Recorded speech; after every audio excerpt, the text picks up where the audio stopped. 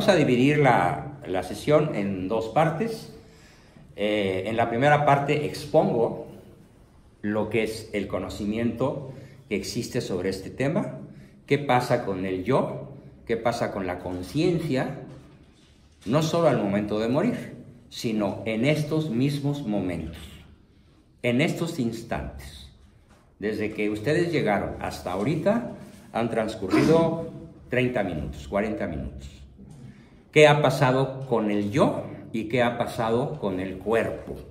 Hablando de una estructura muscular, osteotendinosa, nerviosa, ¿qué ha pasado con él?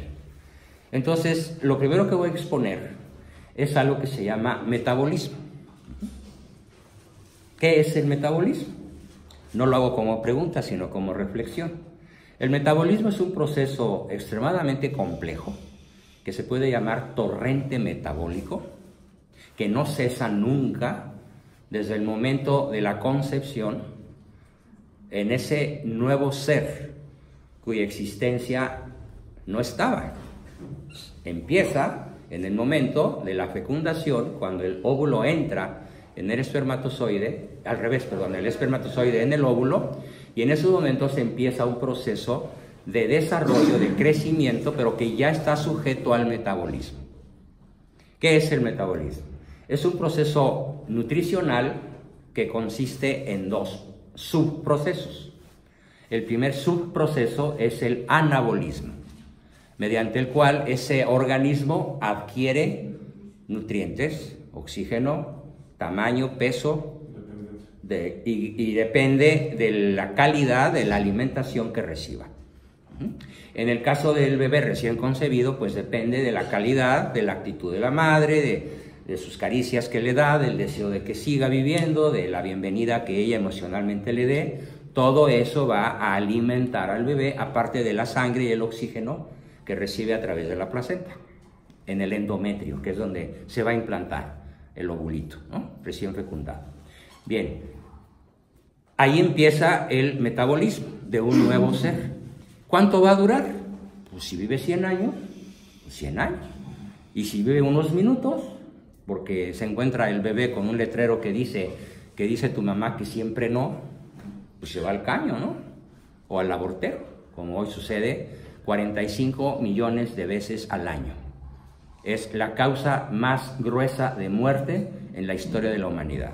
El aborto intencional provoca 45 millones de muertes en el planeta, de seres inocentes que no pueden defenderse.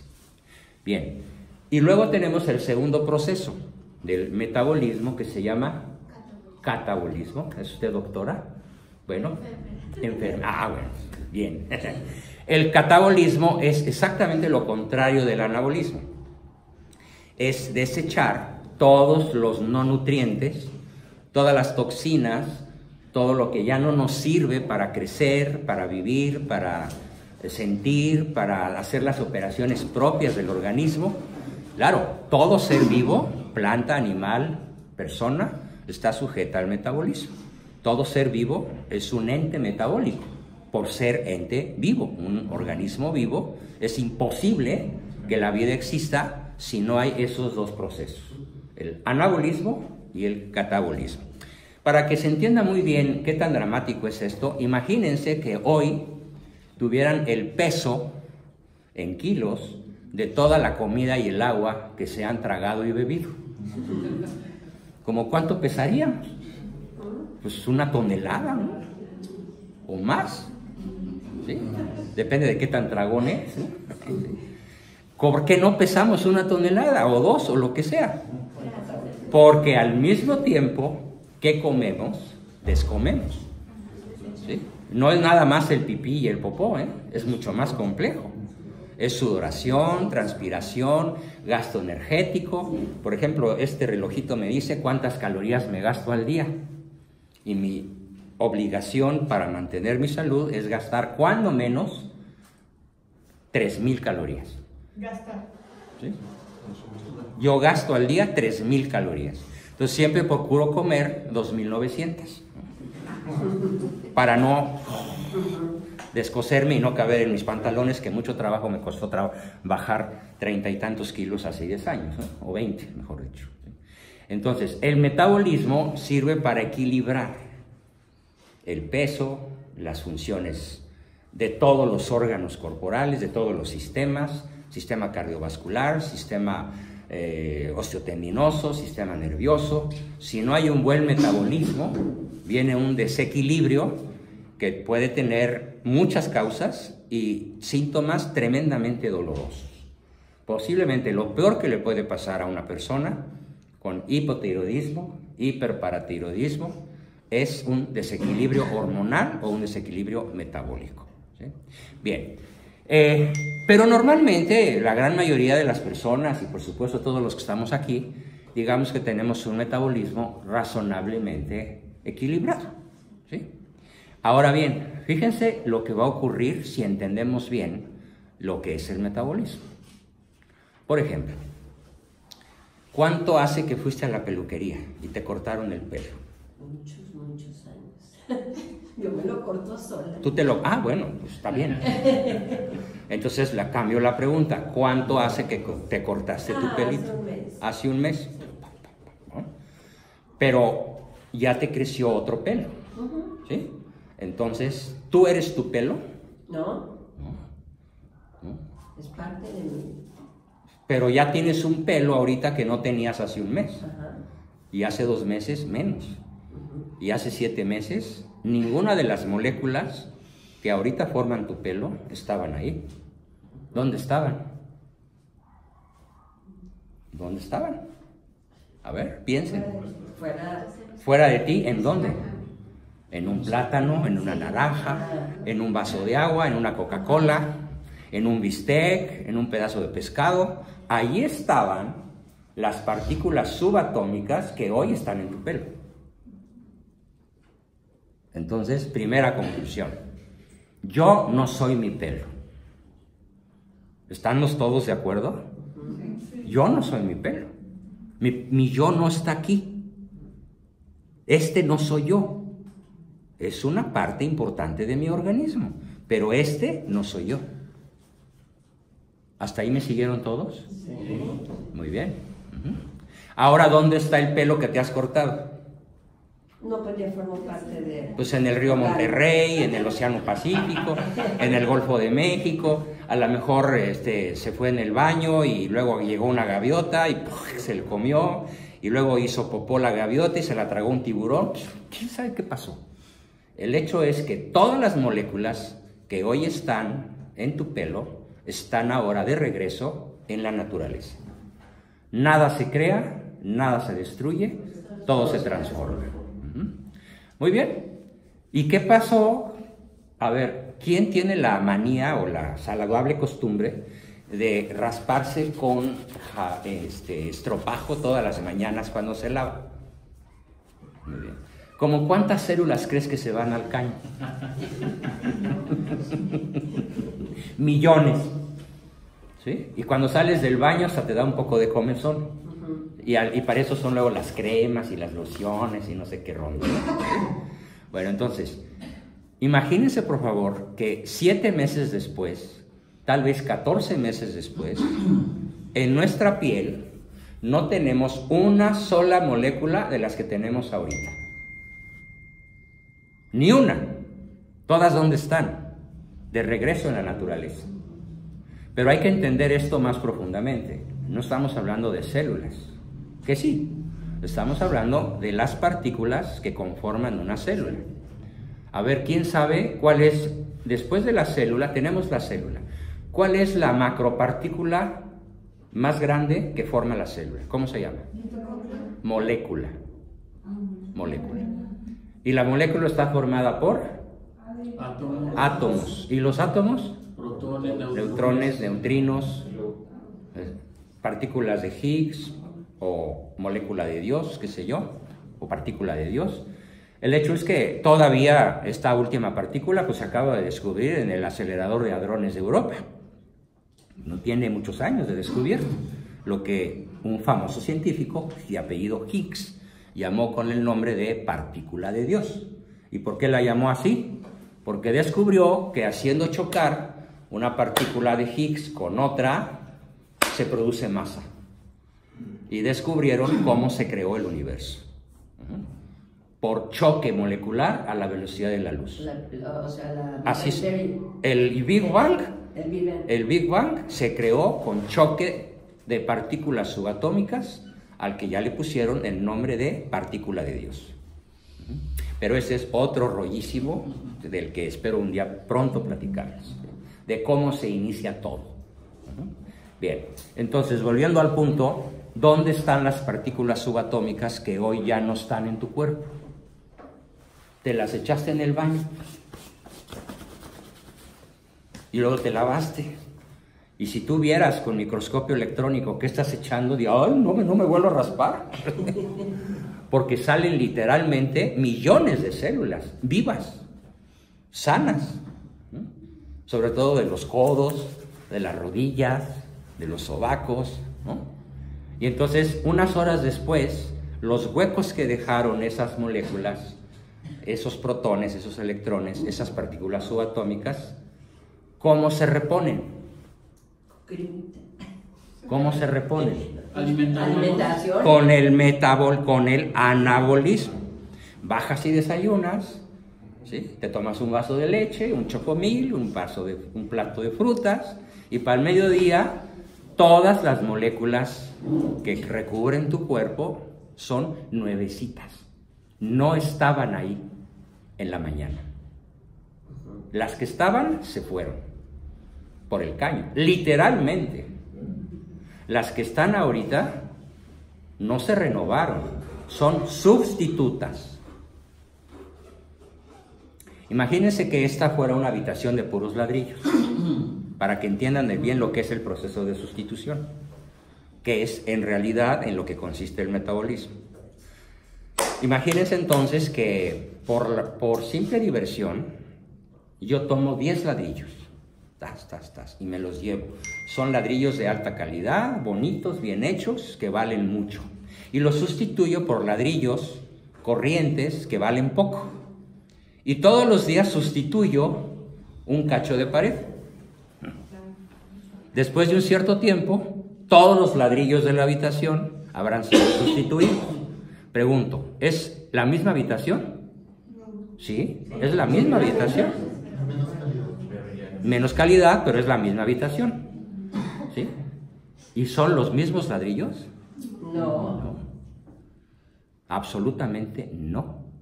Bueno, pues ese es el metabolismo. Es el mismo cuerpo, el mismo individuo, con distintas partículas subatómicas que no estaban ahí y ahora están. ¿Cuánto tiempo van a durar? Pues el pelo va a durar 1 mes o 2. La piel va a durar promedio 7 meses. Pero vamos a adentrarnos en el cuerpo humano para que vean hasta dónde vamos a llegar hoy. ¿Qué pasa con la sangre?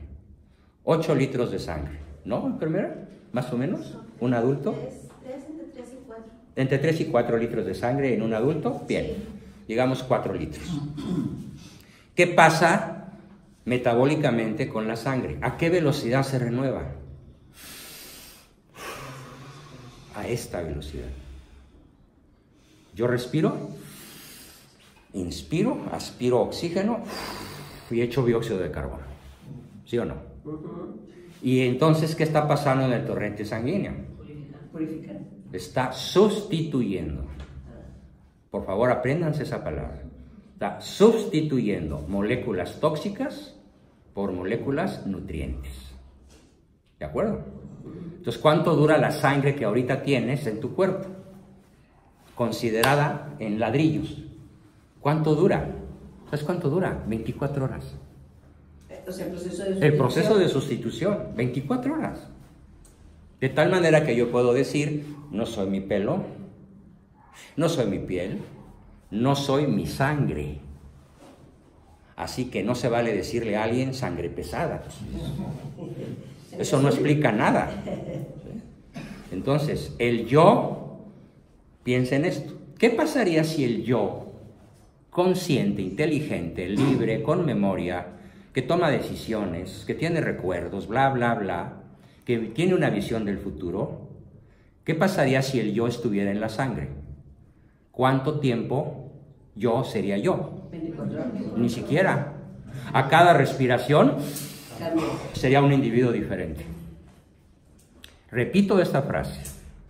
Cada respiración yo sería un individuo diferente. ¿Por qué? Porque si el yo es materia y se va con la sangre al ser sustituida, yo no puedo seguir siendo yo. Entonces, mi sangre no es el asiento del yo. Yo no soy mi sangre. Y ese yo es el alma. Mira lo que está entendiendo este salón. Tu sonrisa me encantó. Yo no soy mi sangre. Entonces aquí empieza la pregunta, diablos, ¿y quién soy yo? Ni mi sangre, ni mi pelo, ni mi piel, y seguimos avanzando, ni mis músculos, ni mi corazón, ni mi cerebro. El cerebro es un tejido tremendamente volátil, básicamente de fósforo y de otros metaloides muy volátiles, ¿sí? De hecho, lo primero que se pudre y se licúa en un cadáver es el cerebro. Es lo primero que se muere, el cerebro. ¿Sí? Pero el corazón se para, pero el corazón detenido puede ser útil durante unas horas. Si no, no se podrían hacer trasplantes.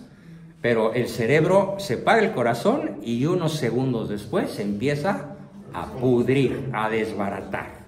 Porque es una masa muy volátil. No tan volátil como la sangre, pero por ahí va. Entonces, el metabolismo cerebral es rapidísimo. Rapidísimo. Entonces, conclusión. No soy cerebro. No soy mi cerebro. Ese yo es el alma.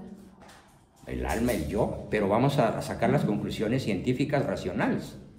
¿Sí?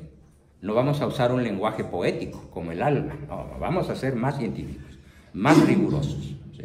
Entonces, yo no soy mi cerebro. Yo no soy mi sangre. Yo no soy mis huesos. ¿Quién descubrió todo esto?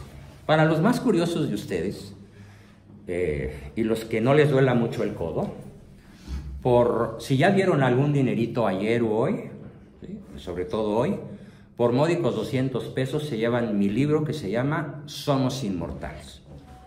Se los mando a su correo electrónico, lo pueden imprimir. Es un libro que yo extraje, yo lo escribí, le puse muchas cosas de mi propia cosecha, pero el genio, debo hacer honor al genio que lo escribe, es un señor francés que descubre todo esto en 1975, en el equivalente al CONACYT francés, o sea, el Consejo Nacional de Ciencia y Tecnología en Francia, que no me acuerdo exactamente bien cómo es su nombre, pero es el equivalente al CONACYT mexicano, nada más que Francia sí le dio 500 millones de dólares para investigación científica. Entonces él investigó atómicamente, molecularmente, físicamente, durante muchos años, hasta que se dio cuenta. ¿Cómo se llama? Se llama Jean-Claude Tremontant. Se escribe Jean-Claude Tremontant. Así se escribe, Jean-Claude Tremontant. Es un genial científico, filósofo, teólogo, bueno, que no es el cuate, es un genio. Todavía vive, hasta donde yo sé, todavía vive. Y él escribe un libro maravilloso en el cual yo me baso para el libro que yo escribí, de difusión. Él lo hizo en 300 páginas en francés, yo lo traduje al castellano e hice un resumen de 50, más mis propios descubrimientos y aportaciones desde diferentes ámbitos. ¿Es este de Somos Inmortales? El libro de él se llama El problema del alma. Le problème du homme, el problema del alma. Y yo le puse un título más atractivo para el gran público y le tumbé 250 páginas y lo hice de letra grande, pero suficientemente claro para que lo entienda un parvulitos, ¿eh? O cuando menos uno que tenga sexto de primaria, ¿no? Ya no digamos ustedes.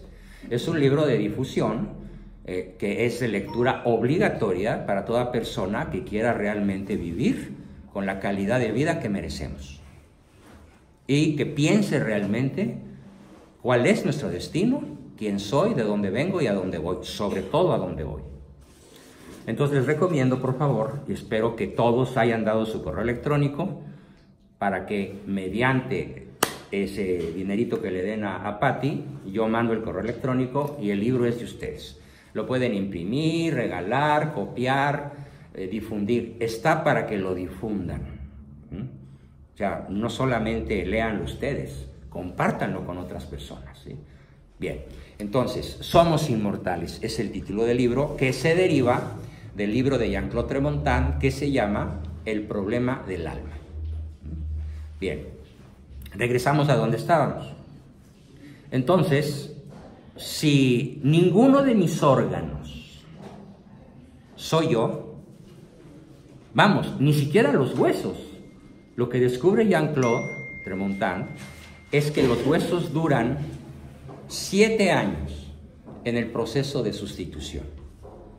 Ya, el tejido más rápidamente sustituible es la sangre. Y el tejido más lentamente sustituible son los huesos. Huesos, cartílagos y sobre todo los huesos largos y poderosos. Tibia, peroné, húmero, radio. Son los huesos que más tardan en hacer el proceso de sustitución total. De tal forma que el Instituto Francés de Ciencia y Tecnología nos dice, 7 años después, la persona no es físicamente idéntica a sí misma, ni por un átomo siquiera. Híjole. Entonces viene la pregunta, ¿quién eres? ¿Qué es el yo? Si no es nada molecular. Aquí viene la gran pregunta de los 64,000 millones de dólares, ahí les va. Perdón. Entonces, ¿por qué a mí, compañeros de la primaria que no nos hemos visto en muchísimos años, Sí. me reconocen? Claro, porque tú eres tú, conservas tu fisonomía, pero la fisonomía que tienes no está formada por los mismos ladrillos que hace 7 años. No tienes uno solo. Es biológico, es un cambio. Es una sustitución biológica visible al microscopio y a todos los sistemas que utilizaron en Francia para ver físicamente. Ellos vieron cómo llega la molécula, cómo llega el átomo y sustituye el que ya no sirve para mantener la vida y la salud. Ahí en la pregunta del compañero, Sí. ahí interviene la información genética, por la cual yo me sigo haciendo yo. Claro, me convierto el en problema una es que persona, cada molécula que forma el ADN también es sustituida. Pero por la información, o sea, cuando tú te conservas siendo tú. La información se conserva, pero el problema es, si ya no está la molécula que tenía la información, ¿dónde se conserva la información? Ese es el problema. ¿Dónde está la información? Para que esencialmente seamos los mismos. Para que seas el mismo en un organismo que nunca es el mismo. ¿Y qué pasa con el proceso? A ver, piensen esto que acabo de decir, ¿eh? Es un golpazo intelectual. Repito el concepto. ¿Eh? ¿En el alma? Espérame. Es que eso es muy superficial. Tenemos que aprender a pensar científicamente. Se puede decir que somos inmortales. Espérame tantito. No te adelantes, no por mucho madrugar amanece más temprano. Fíjense muy bien. La pregunta es que vamos a resolver en los próximos minutos. ¿Cómo es posible que en un organismo que no permanece idéntico a sí mismo, ni siquiera por un milisegundo, se conserve la persona idéntica a sí misma toda una vida? Pues por el ADN. No. ¿Pero el ADN dónde está? ¿Dónde está? Ya se fue. Ya se fue. Ya se fue. Ya se fue. Es materia. Ya se fue. ¿Se guarda? El ADN, ¿por qué hay genética? Se guarda la estructura física. Por ejemplo, el corazón que yo tengo ahorita, todas las células, moléculas y átomos de mi corazón no son los que ahorita tengo en comparación a hace 7 años. Pero es el mismo corazón. Sí. Pero no es el mismo molecularmente hablando. Ni tú, ni yo, ni nadie. Es el mismo código. ¿De qué? De los genes, los mismos cromosomas, estamos hablando de lo mismo, es el mismo Falso. No. El código, a ver, fíjate muy bien, en esta computadora le meto información y más información. Esta computadora tiene 2 terabytes en el disco duro. Le meto. Para seguirle metiendo información, me dice, oiga, su disco duro ya está lleno, borre archivos.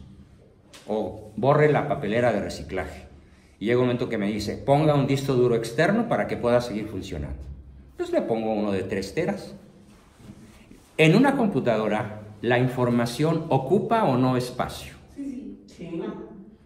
Bien, ocupa espacio, tamaño y medida. Pesa. Sí. ¿Por qué? Porque son átomos, son moléculas. Cada byte es una molécula o es un átomo, sobre todo en la computación cuántica, que está a la vuelta de la esquina, en donde en un relojito como este va a caber la computadora del Pentágono, en la computación cuántica. Entonces, la materia invariablemente ocupa espacio, tiene peso, tamaño y medida. Si el yo es materia, ¿cuánto tiempo el yo dura? Ni un instante. Si el yo es material, no puede durar ni un milisegundo. Porque está siendo sustituido constantemente. Si el yo es materia, está siendo sustituido a velocidad torrencial metabólica. Si el yo es materia, está siendo sustituido permanentemente. Entonces, el resultado de esta sustitución permanente sería que nadie podría tener conciencia de ser. ¿Quién es? El animal no es consciente de quién es. No tiene ese yo. Lo mismo pasa en todos los seres Las vivos. plantas no tienen conciencia de sí misma. El perrito que te mueve la colita no sabe que te la está moviendo. No tiene intenciones. El tigre no dice qué hambre tengo, me voy a comer este cordero. O el changuito no dice qué será hacer el amor con una jirafa. Y el otro changuito le dice, no hombre, entre besito acá y agarroncito acá te pasas toda la noche, ¿no? ¿Sí? 5 metros de longitud a la carrera, ¿no? ¿Sí? El animal, ¿por qué sabemos que el animal no tiene un yo? Porque no tiene pensamiento abstracto, porque no toma decisiones. ¿Sí? El alacrán pica. Por naturaleza. Por natural, como la ranita y el alacrán. ¿Saben ese chiste? Buenísimo. Está un alacrán queriendo pasar el río, el Támesis, en Londres, ¿no?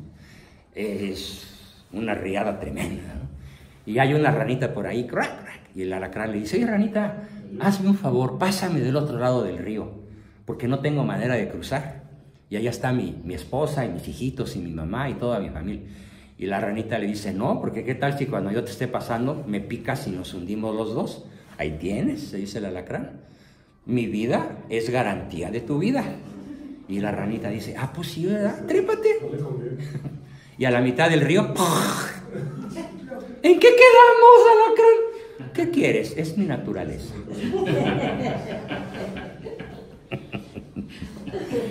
Entonces, esto es un chiste. El alacrán no toma decisiones. La ranita tampoco. Están sujetos ciegamente a lo que se llama instinto. Y el instinto tiene 5 características. Es hereditario, es inconsciente, es involuntario, es inmodificable y carece de intenciones. ¿Y si es Repito, ¿sí? Un animal hereda su instinto al tigre y al tigrito y así por millones de años. Entonces, todo instinto es hereditario, inmodificable, involuntario, inconsciente y carece de intenciones conscientes. Ahora díganme, un solo instinto humano, uno solo, no existe. ¿Y los suicidas? Solo en Tabasco se suicidan una persona cada 8 minutos. ¿El deseo sexual? Es un deseo, mas no es instinto. Si fuera instinto la sexualidad, ¿qué pasaría? Se hiciera nada más para... ¿Te morirías? No. Y bueno, así nadie podría enseñarse. A ver, instinto, si fuera instinto el sexo, para reproducirse, no habría ni castidad, ni poligamia, ni monogamia, ni nada. Sería instinto. como los animales. Como los animales. Solamente lo hacen para reproducirse. Punto. El impulso sexual humano es consciente no es hereditario. Por eso, de una pareja heterosexual, puede un niño ser homosexual. No importa que sus dos padres sean heterosexuales. No hay un gen homosexual, no existe. Es una problemática psíquica. A veces es gonadal en el hermafroditismo, pero eso es una enfermedad que tiene 1 de cada medio millón de personas en el planeta. Por eso es una enfermedad. Pero no hay un gen de la homosexualidad. En cambio, sí hay un gen masculino y sí hay un gen femenino. En el caso de la mujer se llama mitocondria y en el caso del varón se llama Eva mitocondrial y Adán cromosomático. Solo 2 sexos, no hay más, aunque la ONU diga que hay 102. Esos seguramente les pusieron una buena inyección de heroína, ¿no? No, les dieron dinero para que propaguen la ideología de género. Bien, volviendo al punto. Toda conducta humana es exactamente opuesta al instinto. Fíjense, la conducta humana es consciente, es deliberada, es modificable, tiene intenciones y no se hereda. No heredamos conductas, porque entonces si las definimos, ¿sí? Si las conductas fueran heredadas, imagínense el caos que sería. La humanidad se hubiera extinguido ya, ¿sí? Entonces, un hijo que nace de una pareja budista no hereda la religión budista. Si a ese niño chiquito o jovencito lo tomamos y lo ponemos en otra cultura, aprende la religión, las costumbres y la comida de otra cultura, ¿sí? Pero si a un tigre lo cambiamos de hábitat, ¿sigue siendo tigre o no?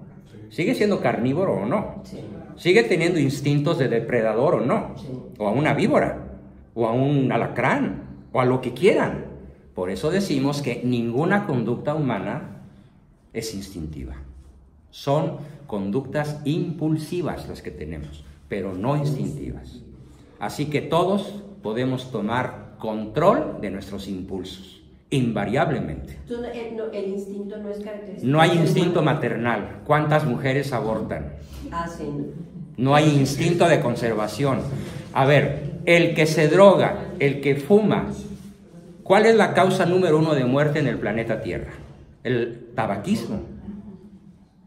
Se mueren cientos de millones de personas por fumar y podrían cantar aquello de fumando espero la muerte que tanto quiero. Si hubiera instinto de conservación, ¿qué haría el fumador? Guácala. ¿Sí? Simplemente no habría quien fumara. Pues si están las estadísticas, te vas a morir, guate, a los 40 de enfisema pulmonar. ¿Sí? A ver, si hubiera instinto de conservación, ¿quién se subiría a un coche con alcoholemia? O sea, con exceso de alcohol en la sangre. Nadie, ten las llaves, maneja tú. ¿Quién hace eso? No, estoy perfectamente bien. Mira, hasta te hago el gansito, ¿no? Si no hay instinto materno, entonces, no hay. ¿Por qué yo veo de repente a algunas monjitas en la iglesia que se enternecen con los niños y los quieren cargar? Ay, porque ¿quién no se enternece con un bebé bonito? O feíto, pero debilito. ¿Sí? Pero eso no es instinto, se llama catexia. Es una energía física, emocional, neurológica, incluso podríamos decir hasta endocrina, que te suscita la vista de la belleza. Tú ves un objeto bello y te vinculas con él, ¿no? ¿Sí o no? Sí. Y quisieras admirarlo, verlo, tocarlo, hacerlo tú, y hasta lo compras, ¿no? Aunque sea una gorda de Botero, no importa. Porque qué malos gustos tiene, ¿no? Entonces, ¿sí? Porque es imposible ahogarte. ¿Por qué qué? Es imposible ahogarte sin un beso. ¿Es imposible ahogarse? No, sí se pueden ahogar. Hay personas que se tiran de un acantilado con la suficiente altura para no poder salir. Y se tiran con piedras en el bolsillo o con plomos en los pies.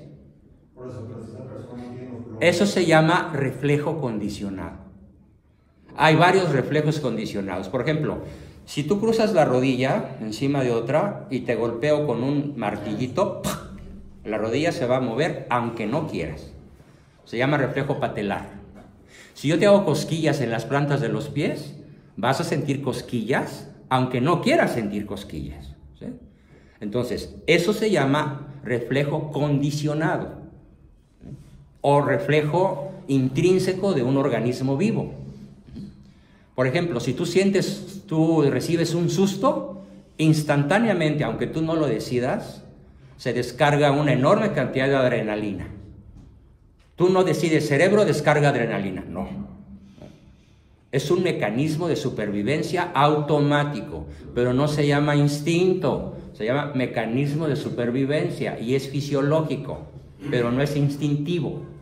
Porque hay una persona que con la adrenalina en el cuerpo, ¿cómo va a reaccionar? Como él decida. Sí, como él quiera. Pero los que no sabemos nadar nos ahogamos. Claro, por supuesto que te ahogas. Sí. Si no sabes nadar, acabas tragando agua y ¡pum! Y aunque tu cadáver flota, estás ahogado. ¿Sí? Entonces, insisto, ninguna conducta humana es instintiva. Toda conducta humana es deliberada o aprendida, pero no hereditaria. ¿Eso qué implica? Libertad. Y que libertad, muy importante. Y que cada yo toma sus decisiones de manera autónoma. De tal manera que no podemos echarle nunca la culpa a nadie de lo que hacemos. Siempre somos responsables de nuestros actos, en mayor o en menor medida. Solamente una persona descerebrada, anencefálica, no puede tomar decisiones porque no tiene corteza cerebral. Pero eso es un caso rarísimo, ¿sí? Y es una enfermedad en la que nadie sobrevive a una anencefalia, ¿no? Entonces, una persona normal, como cualquiera de los que estamos aquí, no puede atribuir sus acciones a ningún instinto. Porque si fuera así, no habría intenciones, no habría conciencia, no habría responsabilidad, sería hereditario, sería inmodificable. Un niño que nace varón, ¿puede aprender conducta homosexual, sí o no? Sí. Si la sexualidad fuera instintiva, nunca habría un homosexual. Sería imposible. Testosterona varón, funiculina mujer, inmodificable.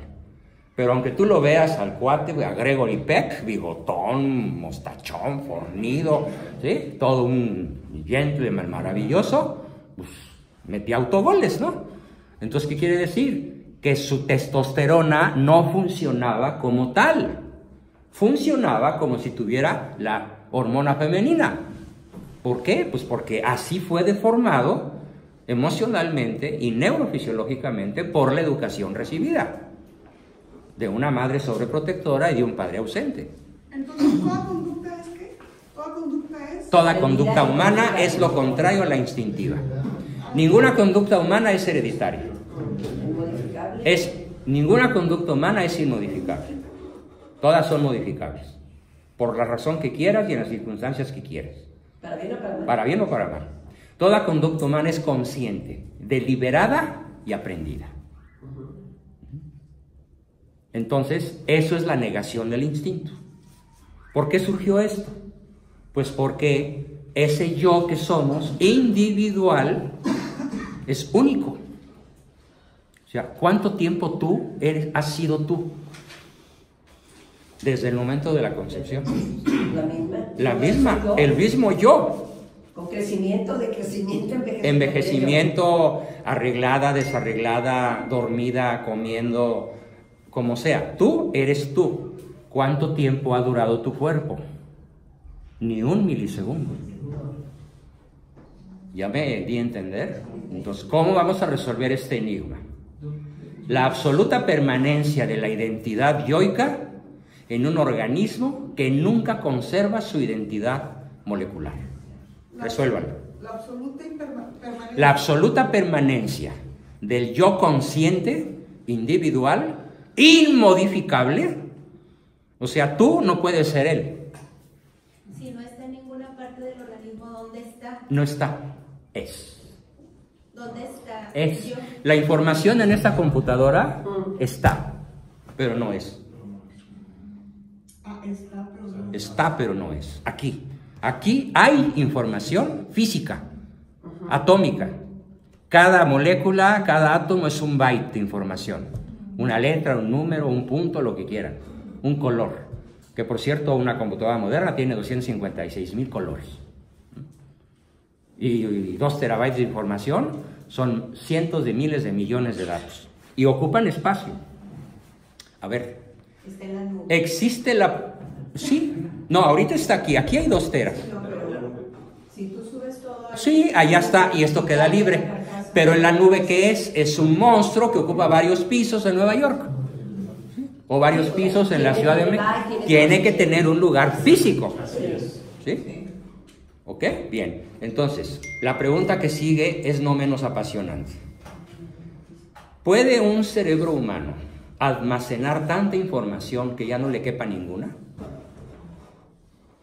¿O crece el cerebro humano mientras más sabio eres? No, no crece. No crece. ¿Se hacen conexiones? Sí, se establecen nuevas conexiones, pero finalmente es una masa finita. Pero, ¿cuál es el tamaño del conocimiento que podemos adquirir? ¿Es sustituible? Infinito. Infinito. Nadie puede dejar de aprender. Ni los estúpidos, ni los tontos. Aprenden algo. Todos los días.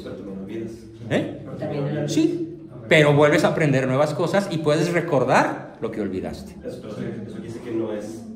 O sea, implica que hay un límite en la materia, pero también hay un límite en la personalidad o en el yo. No. Sí, ahorita hay un límite. El cerebro impone un límite. Por ejemplo, el límite que impone el cerebro es a qué distancia puedes ver. El límite que expone el cerebro es a qué velocidad puedes correr. No puedes competir con un chita a 114 por 1000 kilómetros por hora, ¿no? El hombre más rápido pues, va a 40 y no más de 100 metros. Pero está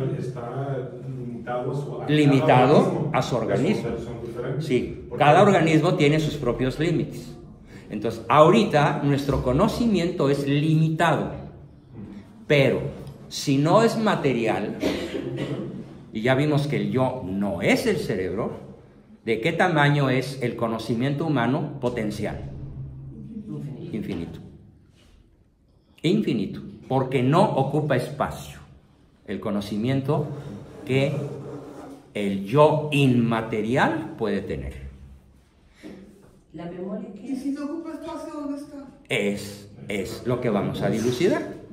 Si no ocupa espacio, ¿dónde está? ¿Qué es? El yo también es mi memoria. El yo es tu memoria, tus sentimientos, tu voluntad, tu inteligencia. La cual también está limitada por el cerebro, la memoria, sobre todo la de trabajo y la cosa. Sí, sí, ahorita está limitada de esa manera que tú lo dices. El problema que no me han resuelto es ¿por qué tú sigues siendo tú en un cerebro que nunca permanece siendo el mismo? Resuélvelo. ¿Cómo conservas tu identidad en una masa cerebral que no conserva su identidad ni por un milisegundo? Basta con respirar. Echaste millones de neuronas, millones de moléculas que estaban en tus neuronas. Pero es que O sea, el espíritu desde que empieza la concepción, como dices, Sí. se forma una célula madre. Sí. Esa célula madre lleva la información de todo nuestro organismo. Sí, el problema es que las moléculas físicamente no permanecen, se van y son sustituidas. Pero la información se sigue transmitiendo. Información genética que ocupa espacio, que es visible al microscopio. A ver, observa al microscopio el yo.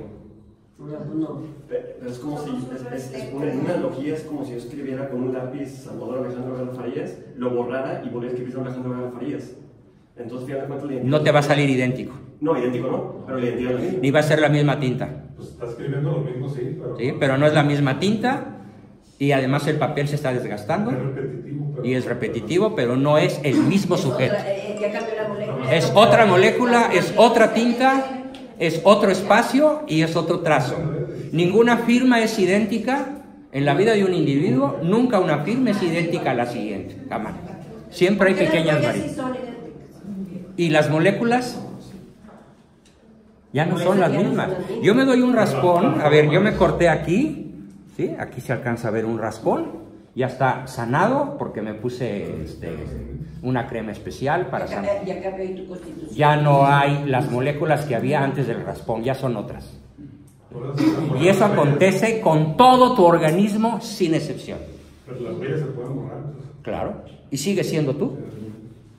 Es más, te pueden hacer un trasplante de piel y también va a estar sujeto al metabolismo, esa nueva piel, y tú seguirás siendo tú en un cuerpo que no es el mismo jamás. Sí, ¿dónde está grabado ese yo? No está grabado. Es. Es.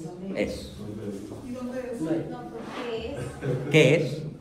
¿Qué ¿Y es? dónde ¿Qué está? El espíritu. El espíritu de vida, el alma. Somos una sombra de un patrón ya definido. No. ¿Cuál ya definido? Tú puedes tomar decisiones que nadie espera. Bueno, ¿de quién es? Hoy tú puedes amar a tu marido, odiar a tu marido, engañar a tu marido, dejar a tu marido, pegarles a tus hijos, arrepentirte. Tú puedes hoy tomar 80 decisiones diferentes y contradictorias, a voluntad, o movida por una fuerza que tú misma desconoces. ¿Qué me pasa? Pero te das cuenta, el yo consciente se da cuenta de la emoción, de la tristeza, de la ira, de la alegría, del miedo, del conocimiento, se da cuenta. Pero si ese yo fuera materia, no duraría ni un nanosegundo. Entonces, la conclusión del Instituto Francés de Ciencia y Tecnología, ¿cuál es? Científicamente hablando, ¿cómo lo nombraron? La partícula de Dios. Subconsciente. No, porque la partícula de Dios o bosón de Higgs es materia. Sí. Es materia. Y viaja a 300.000 kilómetros por segundo en el acelerador de hadrones de Europa. ¿Cómo le pusieron pues? ¿Cómo le pusieron? Le pusieron PIS, PIS, que significa en español principio inmaterial subsistente. Principio, Que no es materia. que no es materia, que subsiste, vivo, consciente, libre y con memoria. Vivo, consciente y libre y con memoria. Que puede tomar decisiones, que no hereda conductas, que no tiene instintos, que recuerda quién es y que permanece idéntico a sí mismo desde el momento de la concepción hasta cuándo. ¿Hasta la muerte? No, No, hasta después de la muerte. Nunca. hasta la eternidad. Hasta la eternidad. ¿Por qué? Porque ¿qué es morirse? No está ligado. Nada más es un cambio físico, ¿no? No, vamos a hablarlo en términos científicos. Ah, Morirse es la suspensión del metabolismo. Se suspende el metabolismo. Pero si el yo no es metabolismo, si el yo no está sujeto al metabolismo, porque conserva su identidad, ¿qué pasa con el yo? Permanece. ¿Y con cómo permanece? Consciente y con las facultades superiores que nos caracterizan como seres humanos. Inteligencia y voluntad y memoria. y memoria. El yo al morir no se aniquila. Ah, pues sí. Su conciencia se expande sin el límite del cerebro a conocer el ser como el ser es. Ah, bueno, pues entonces por eso es cierto la doctrina. La memoria, entendimiento y voluntad son facultades del alma. Así es. Y el alma, según el Instituto Francés de Ciencia y Tecnología, por deducción científica racional, es un principio que no se puede ver, por eso es inmaterial, y que subsiste. ¿Y cómo sabemos que ha subsistido? Porque tú eres tú y yo soy yo, en un organismo que nunca es el mismo. Por eso le pusieron principio inmaterial subsistente. ¿Cuándo va a morir? Nunca. ¿Por qué no puede morir el yo? Porque no es materia, no se puede descomponer, no se puede pudrir, no se transforma, no se puede pudrir. Solo puede conservar su identidad, su conciencia, su inteligencia, su memoria y su voluntad por los siglos de los siglos. Amén. Por toda la eternidad. Esos somos nosotros, seres inmortales. Ahora, ¿qué sacamos aquí de conclusión práctica, cotidiana? ¿A qué nos lleva este concepto científico? ¿A qué forma de vida nos tiene que empujar? Pati. Entonces es un error decir vamos a desconectarlo porque su cerebro ya cuando hay una conciencia. En esos momentos, en un estado de coma profundo, el yo permanece inconsciente, porque el organismo de conexión con el mundo objetivo no funciona. Si ese cerebro muere por asfixia, por falta de circulación sanguínea, por intoxicación, por lo que quieras, por lesión, entonces, ¿qué pasa con el principio inmaterial subsistente? Sigue siendo. No ocupa espacio, no es materia, no viaja, no se transforma, no se transporta, pero ¿qué hace? Conoce. Sin límites. Conoce. Y recuerda. Pero aquí viene un gran problema. Ya tomó decisiones. Ya no las puede cambiar. Ya no las puede cambiar. Con lo que decidió consciente y libremente, mientras pudo, con eso se queda. Con lo que hayas decidido, libre y conscientemente, antes de tu muerte física. A eso te quedas adherido, para el resto de la eternidad. Por libre decisión. Una persona, por ejemplo, que clínicamente no está en estado de coma, pero está en un estado de interdicción. Sí. Puede cambiar. Puede cambiar su decisión mientras esté consciente. O decir, era ateo, ahora tengo fe. Exacto. Bueno, no sé si ya les conté, no recuerdo, el caso de Jean-Paul Sartre, que en los últimos minutos de su vida se niega a seguir siendo ateo. Jean-Paul Sartre, el famoso, más famoso filósofo de la nada, del existencialismo ateo, es visitado por un sacerdote jesuita francés, amigo de él desde el campo de concentración en la Segunda Guerra. Le dice: Jean-Paul, ¿te vas a morir o te vas a aniquilar? Piénsalo. Y lo hace pensar. Y le dice: es que yo siempre he dicho que somos un ser para la nada, aniquilación, en un universo que carece de significado. Y le dice el padre: ¿y qué tal si no? Y le explica esto que les he explicado a ustedes, porque era un jesuita muy culto y muy de mente científica. ¿Qué tal si tu yo continúa por el resto de la eternidad y te quedas adherido a la nada? Híjole, déjame pensarlo, dame 20 minutos. Y 20 minutos después le dice: venga, padre, mire lo que acabo de escribir. Se lo enseña. Me niego a seguir pensando que soy un ser para la nada en un universo que carece de significado. Voy en pos de ti, Señor. Y se murió. ¿Quién lo sabe? O sea, no se va a Está escrito, la carta la trajo María Félix a México. La carta de Jean-Paul la trajo María Félix a México. Unas semanas después de la muerte de Jean-Paul, ella fue, encontró la carta casualmente y se publicó en el Universal. Y fue una noticia que barrió con el mundo, hizo un escándalo terrible. Muchos franceses se suicidaron. ¿Por qué? Porque nos traiciona el ateo que es nuestro Dios. ¿Cómo se rajó en el último momento? ¿Qué hijo de la tiznada? Allez-vous à la changer, ¿no? En francés. No, muy pocos lo saben. Yo lo sé como maestro de historia. No, y esos dos, Jean-Paul y Voltaire. No, Jean-Paul y la Simone de Beauvoir. Ah, la Simone de Beauvoir. Sí. Un terrible destrucción en todo el mundo. Pero Simone de Beauvoir fue la que más se escandalizó, la que más furiosa se puso y nunca se arrepintió. Decisión libre. ¿Y Voltaire tampoco? Voltaire se arrepintió media hora antes. Se bautizó Voltaire. Se bautizó y se confesó con un cura francés, también jesuita, y que también lo convenció. Dijo: no, Voltaire, écrasé l'infame. O sea, era su lema: aplastada la infame, la iglesia. ¿El lema de quién? De Voltaire. El lema de Voltaire era écrasé l'infame, aplastada la infame. Y entonces el jesuita estaba boqueando ya, estaba en agonía, consciente. Empieza a platicar con él y Voltaire le dice: je veux le bautisme. Yo quiero el bautismo. ¿Qué? ¿What? Sí, bautízame. Y lo bautiza. Confiésame. Soy un multiasesino. Mi corazón toda la vida estuvo lleno de odio. Perdóname, Señor. Sí, me arrepiento. Y se murió arrepentido.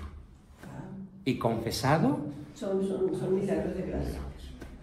Pues como el que les conté ayer, ¿no? Ayer, El de la señora, sí. Que levanta al niño Dios, lo pone en sus piernas, empieza a sentir calor de ser vivo. El niño Dios la ve, no le habla, y ella piensa en su interior. Todo lo que la Iglesia Católica enseña es verdad. Lo pensó.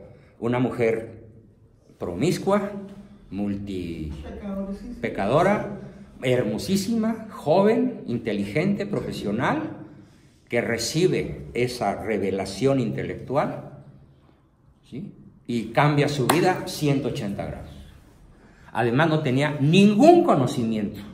Había crecido como planta silvestre, en términos de filosofía, religión, etc. ¿Sí? Entonces, no les acontece a muchos, pero ocurre.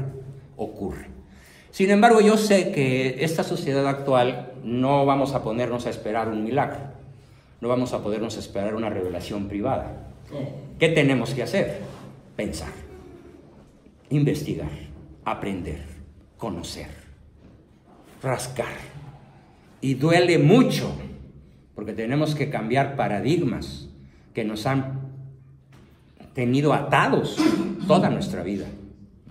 Entonces, cuando a mí me preguntan, ¿tú crees en la inmortalidad del alma? No, yo no creo, la conozco. ¿Tú crees en Dios? No, yo no creo en Dios. Yo sé que existe, porque ese es otro súper tema. De tal manera que Dios es el más demostrable de los seres. ¿Es más fácil demostrar que Dios existe? A que no existe. A que no existe. No, es imposible demostrar que no existe. Es imposible. Y es absolutamente fácil demostrar que sí existe. Científicamente. Sin meter para nada la Biblia, la tradición, la iglesia, el cura, nada. Estrictamente como lo enseñó Aristóteles y Sócrates, por el uso natural de la inteligencia. La vía regia para conocer el alma no es la fe, es la ciencia. La vía regia para conocer a Dios no es la Biblia, es la ciencia. Así de grueso es esto. Eso fue lo que convirtió a Einstein. Cuando dice, poca ciencia me aparta de Dios, mucha ciencia me acerca a Dios.